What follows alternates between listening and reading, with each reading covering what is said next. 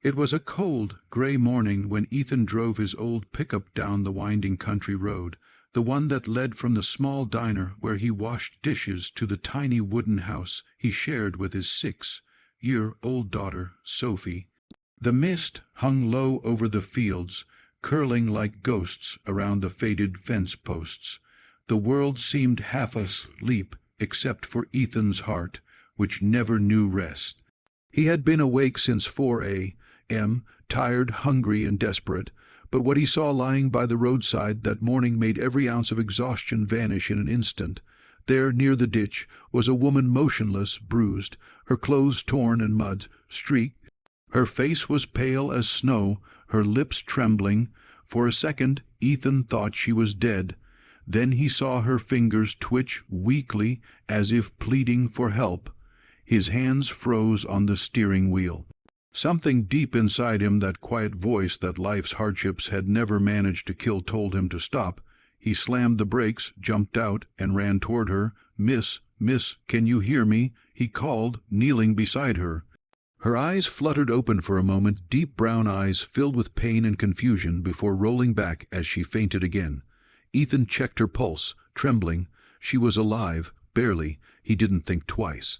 He scooped her fragile body into his arms and laid her gently across the worn seat of his truck, whispering to her like one might to a child, "You'll be all right. Just hold on." As he sped toward the nearest hospital, his mind raced with questions. Who was she? What had happened to her? And why did something about her face feel hauntingly familiar?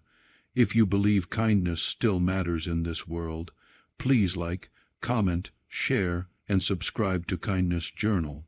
Every act of compassion deserves to be told. The hospital was small and underfunded, just like the town, but the nurses acted quickly. They whisked the woman away as Ethan stood in the corridor, his hands still stained with dirt from the roadside. Hours passed. Sophie's daycare was waiting. His shift at the diner was long missed, and his old phone buzzed with messages from his boss. But Ethan couldn't leave.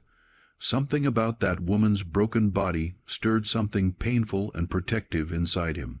Finally, a doctor emerged, his face grim. "She's stable," he said, "but there's spinal trauma. She may not be able to walk again. We don't know who she is. She had no ID, no phone, nothing." Ethan nodded slowly, looking through the small window into her room. Tubes, machines, bandages, and still, that face. He'd seen it before, he was sure. Not in this state, not pale and shattered, but smiling, proud, and full of life. He tried to remember where. Days turned into weeks. Ethan visited every evening after work, bringing small things, flowers from the roadside, magazines from the diner, a soft blanket he and Sophie had sewn together. The woman, still weak, began to open up. Her name was Claire. Her voice trembled when she spoke, and her eyes darted away whenever he asked what had happened. "It's complicated," she whispered once, her gaze fixed on the window. But one day, as Sophie sat by her bedside coloring with crayons, Claire suddenly broke down. Tears streamed down her face as she looked at Ethan. "You shouldn't waste your kindness on me," she said hoarsely. "If you knew who I was, you'd hate me." Ethan frowned. "That's not possible." Claire's hands trembled. "3 years ago," she said slowly, "I was the one who filed the complaint against your wife, Anna, the one that cost her her job and drove her to—" She stopped, choking on her words. Ethan froze. The room seemed to tilt. His breath caught in his chest. He stared at her, this broken woman, this stranger he had saved, and memories flooded back. His late wife, standing in tears, holding a termination letter. The depression that followed, the night she'd taken her life, leaving Ethan alone with baby Sophie, and the name on the letter, Claire Morrison. He staggered back, gripping the edge of the wall to stay upright. "You're her." His voice cracked. Claire nodded, sobbing silently. The air between them grew heavy, thick with unsaid pain. Ethan wanted to scream, to leave, to walk away from the woman who had unknowingly destroyed his life. But when he looked at her, pale, paralyzed, weeping, he saw not a villain but a soul crushed by guilt, I didn't know she'd. Claire whispered. I was just doing my job. I didn't know it would end like that. I've lived with the guilt every day, and last week I tried to end it too. That's how you found me. The truth hit him like a wave. She had been trying to die. The accident wasn't random. Ethan's eyes stung with tears he hadn't shed in years. He turned away, hands trembling, unsure what to feel. Hatred, pity, or compassion. For days he didn't return. He tried to bury himself in work, tried to forget her face. But every night Sophie asked, "Daddy, when can we visit Miss Claire again? She looked so sad." And each time Ethan's heart softened a little more. Finally, one afternoon, he went back. Claire's eyes widened when she saw him in the doorway. "You came," she whispered. "I came," he said quietly, "because Sophie misses you, and maybe I do too." From that day on, Ethan helped her through everything: her therapy, her pain, her recovery. He would wheel her out into the sunlight, talk to her about forgiveness, and remind her that life didn't end with guilt, it began again with grace.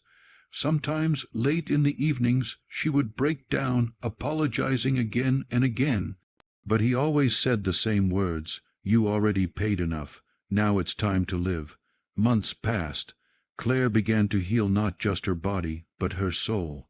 She found ways to help Ethan too. She began tutoring kids online, earning enough to help pay for Sophie's schooling. The little girl adored her.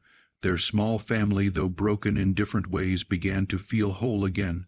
One sunny morning, Claire rolled her wheelchair out to the porch, watching Ethan play with Sophie in the yard.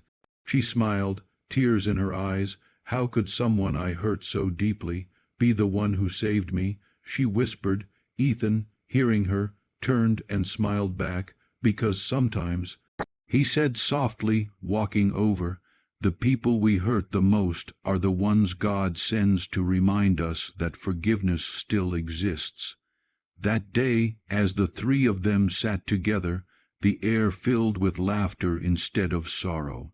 The pain was still there, but so was healing, and for the first time in years Ethan felt peace, not because life was easy, but because he had chosen to be kind even when the world hadn't been kind to him. If this story touched your heart, please like, comment, share, and subscribe to Kindness Journal. Let's fill the world with real stories of forgiveness, compassion, and second chances.